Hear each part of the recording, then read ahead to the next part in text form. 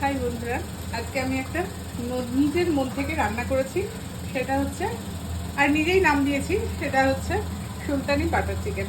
তো সুলতানি butter chicken রান্না করেছি, কিন্তু ভিডিওটা ব্রড ভিডিও আমার করা হয়নি, সেহেতু আমি রেসিপিটা দিইনি। তো কেমন খেতে হবে সেটাও জানি না, না খেয়ে আপনাদেরকে আমি শেয়ার করতে পারি না। তাই রান্নাটা নিজে করে খেয়ে তারপরে পরের বার যখন রান্না করবো অবশ্যই আপনাদের রেসিপিটা দিয়ে দেবো। আর দেখে তো মনে হচ্ছে খুব ভালো হবে, জানি না কেমন হবে। হ্যাঁ,